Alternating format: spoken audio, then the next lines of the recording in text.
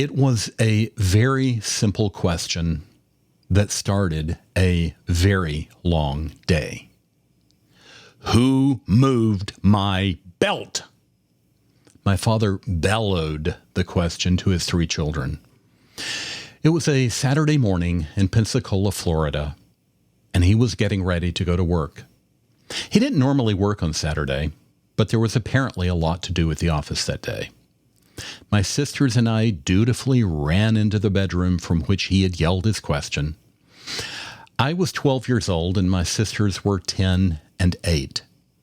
He was already angry when we got in there, but it took us a minute to understand what was going on. He repeated the question. Who moved this belt? He angrily shouted again. It's not where it's supposed to be. It's on this end of the closet instead. Who moved it? The 3 of us looked at each other and then looked at him. None of us had any idea what he was talking about. None of us knew anything about moving a belt, at least not on purpose. All 3 of us denied knowing anything about it. My father was obsessive about having everything in a designated place. He was a neat freak. Everything, let's just put it this way. Growing up with him was like a cross between being in Army boot camp and living in a museum. Everything had to be perfect, and everything had to be exactly where he said it was supposed to be. Although he would eventually become a little bit less extreme about it, well after we were gone from home, he was fanatical about it when we were young. Everything had to be in a specific place, and we would get into big trouble if we did anything outside of his rules. In a closet, for instance, all the pants had to hang together, then the short-sleeve shirts were grouped next, followed by the long-sleeve shirts, then the suits. Belts had a specific place. Ties, like neckties, had another place. Everything had its own spot. There could be no deviation from his system, whether it was his closet or my own. He was similarly obsessive about the organization of clothes and drawers. If my drawers were not organized as he demanded, he would pull the drawer out and dump the contents onto my bed, screaming at me to fix it. On this particular day, he had found a belt out of place in his own closet. I will never know or care how that happened. He might have accidentally done it himself. One of us, the children, might have mistakenly hung it in the wrong place. But none of his 3 children would have done it on purpose. We had no reason to do so. We knew better. For some reason, this was a maniacal breaking point for him on that day. As the 3 of us stood before him in his bedroom, he screamed at us. He ranted. He threatened. He shouted.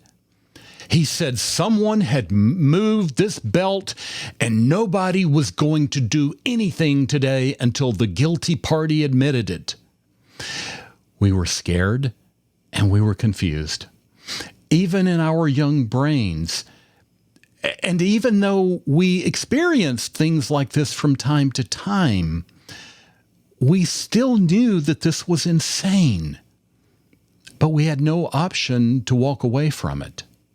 And since we had nobody else in the household, since our parents had finally divorced 3 years before this, we had nobody to intervene, nobody to turn to.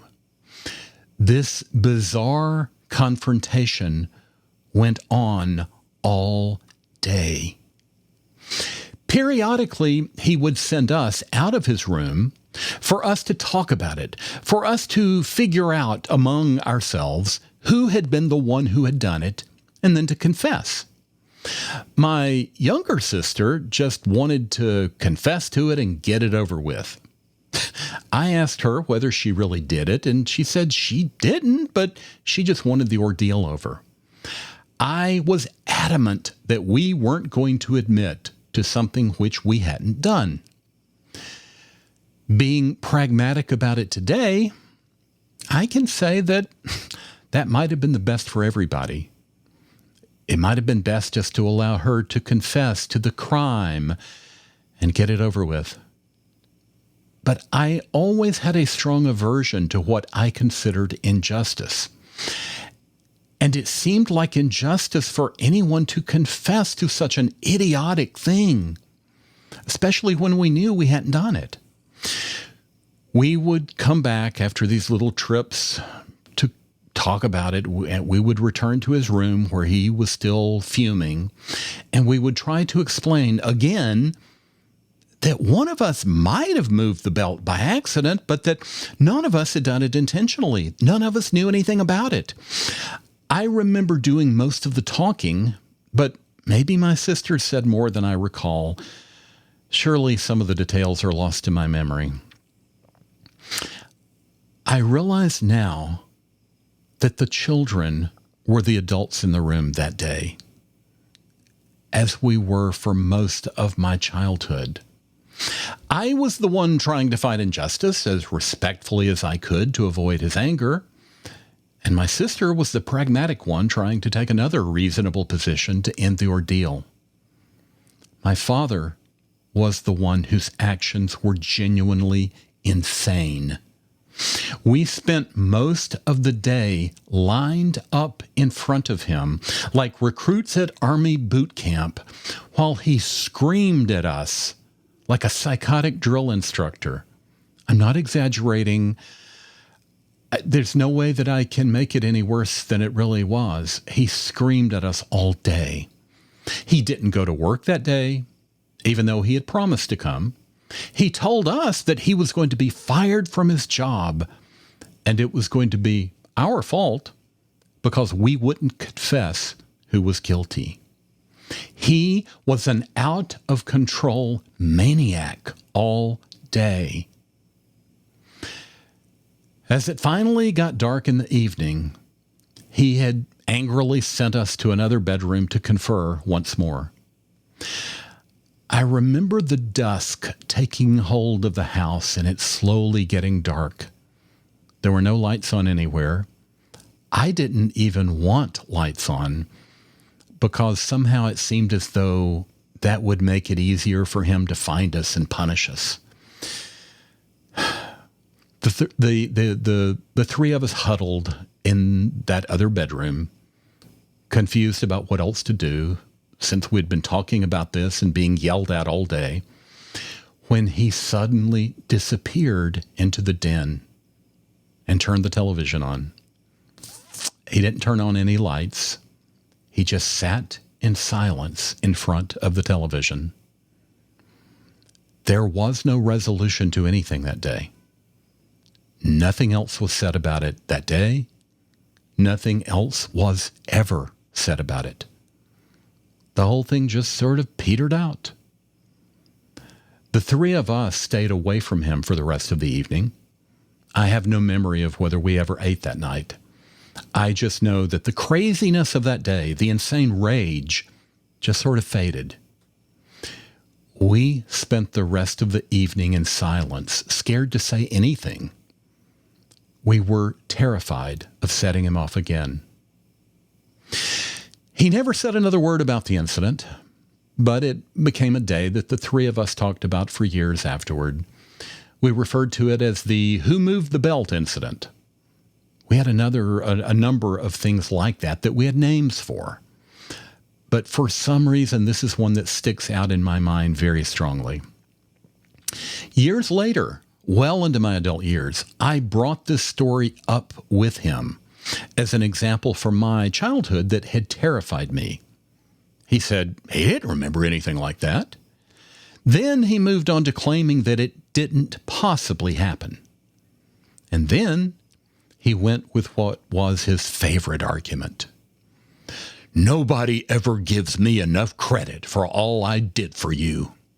He snapped at me. And then it was over. You couldn't discuss anything with him.